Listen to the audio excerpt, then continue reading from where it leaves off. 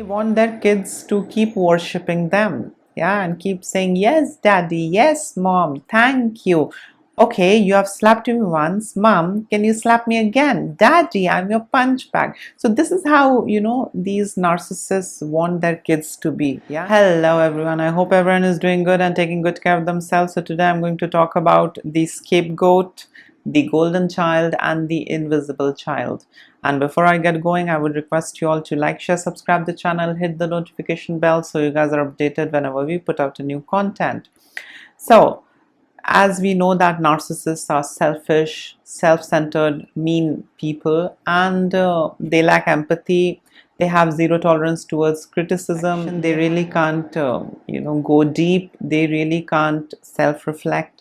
They really have no empathy, so they really don't care what you are feeling on the inside or what you're going through. It's all about them. And they expect you to do anything and everything that they want out of you. These narcissists have a lot of insecurities inside of them, and if you say no or if you resist to their demands and needs, they see you as a threat, and then they scapegoat you, they gaslight you, they manipulate you, they become physically, emotionally, or verbally abusive. They do a lot of things to keep you on hook. All what they see you is as a supply, as a person who can give what they want. It's not about what you want. When you are in a narcissistic relationship, your likes, dislikes, views, thoughts, opinion doesn't really matter.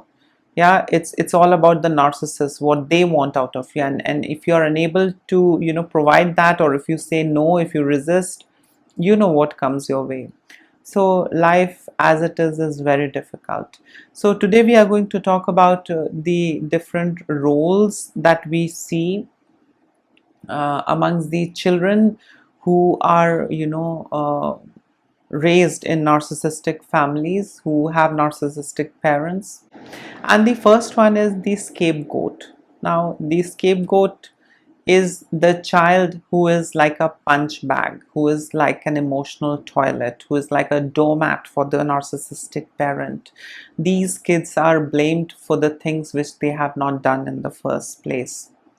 And there is something about these kids which the narcissistic parents don't like. These kids have this authenticity inside of them. These kids are quite psychologically mature. They are quite aware compared to the other kids, these the ones who are scapegoated. And these kids have the ability to see through. Yeah, they can see through the narcissists. They can even tell their narcissistic parent that mom, you're hurting me, dad, you are hurting me, you are being very violent, abusive. They do that, and that's the reason scapegoat suffers a lot. They are scapegoated all the time, they are blamed all the time, so that they are crushed on the inside. They are gaslighted a lot, so that they begin to doubt their own selves, and they become vulnerable. They become someone who begins to doubt their own self, and that's how they remain on the leash for long. These narcissistic parents, they go to any extent. They manipulate, they gaslight these scapegoats, so that they can keep these scapegoats on the leash, and these kids go on doing what their parents want. You need to understand that authenticity is something that enrages a narcissist. Narcissists don't like authenticity, and scapegoats are the ones who can see through. They have this authenticity inside of them. They have that strength compared to the other kids. They can see through. They can stand up and say, why are you doing this to me? Why are you treating me like this? That hurts the narcissistic parent. Yeah, because narcissists don't like no.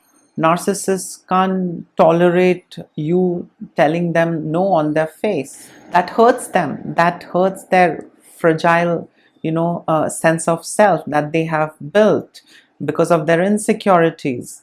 So these narcissists, go to any extent to put these scapegoats, back in their place, yeah, to, make them better slaves. So they gaslight them verbally, physically, emotionally, abuse them. These narcissistic parents gaslight, manipulate verbally, physically, emotionally, in some cases sexually, abuse the child, the scapegoats, so that they are on hook, they learn their lesson, and then they, don't stand up against them. They keep saying yes, they keep agreeing, they keep playing along.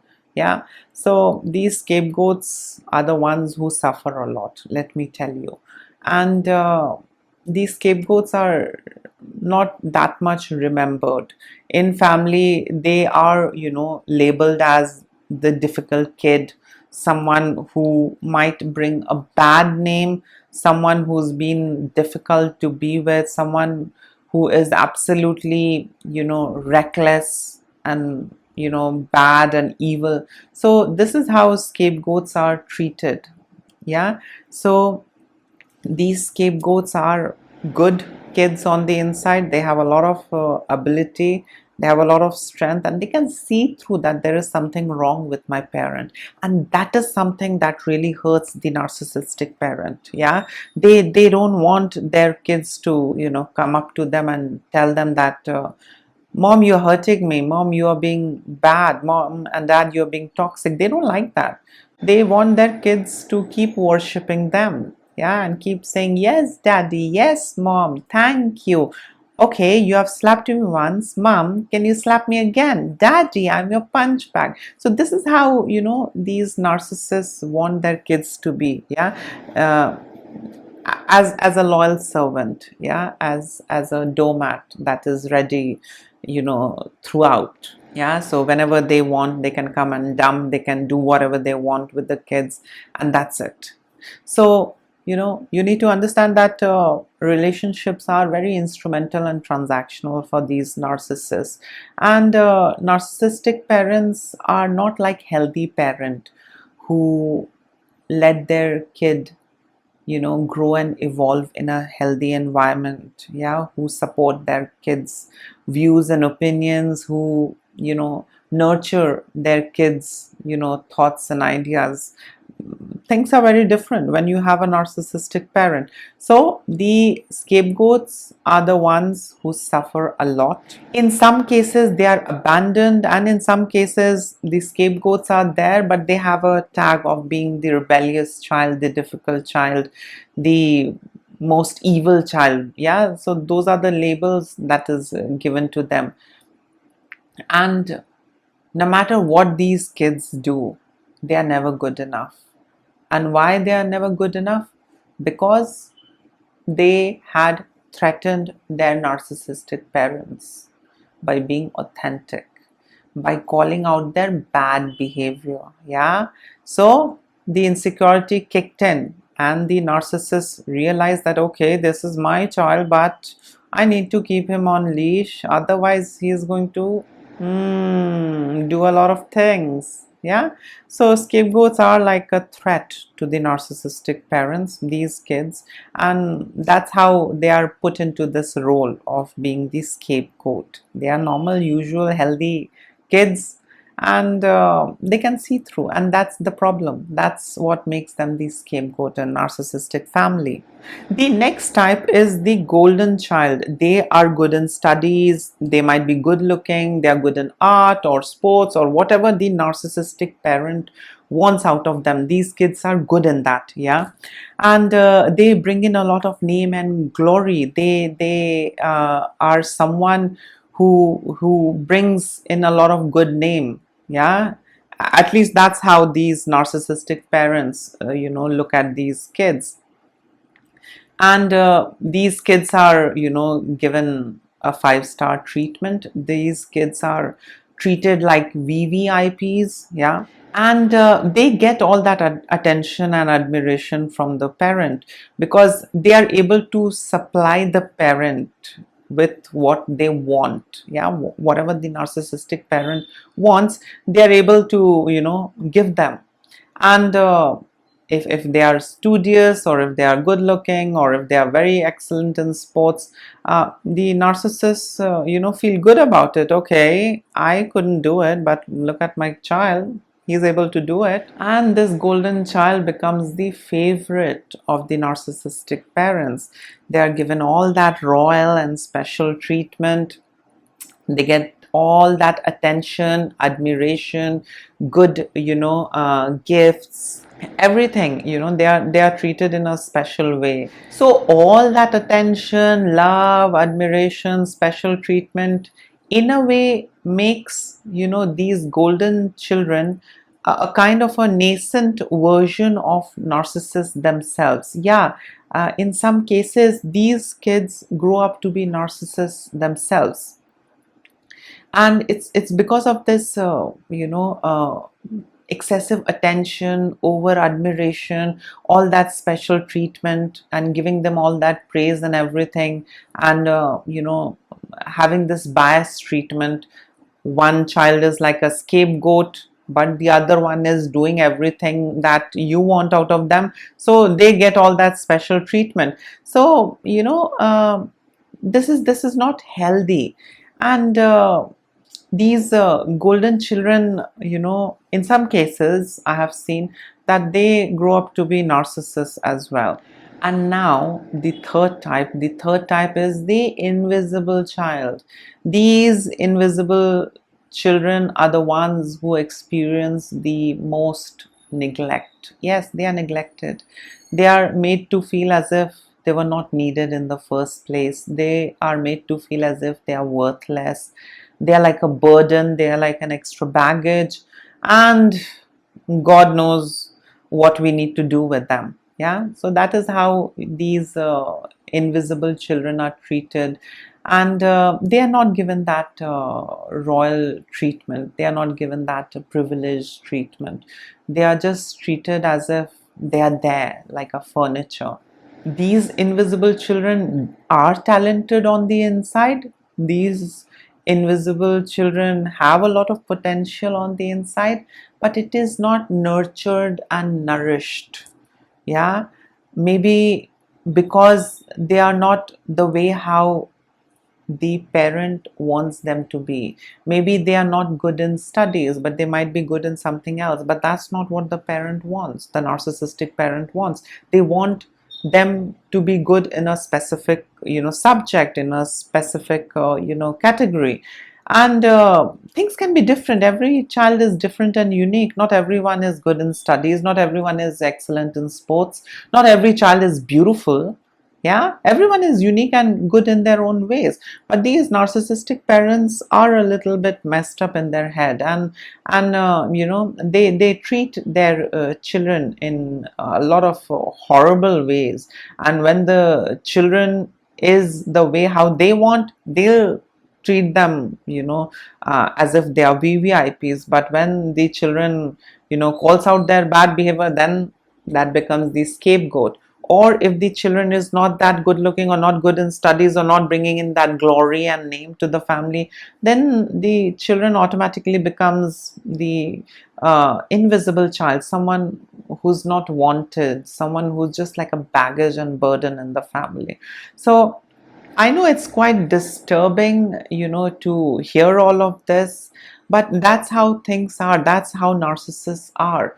Relationship for narcissists are, very instrumental and transactional, and they don't see their kid as an individual being. They see their kid as, a part of them.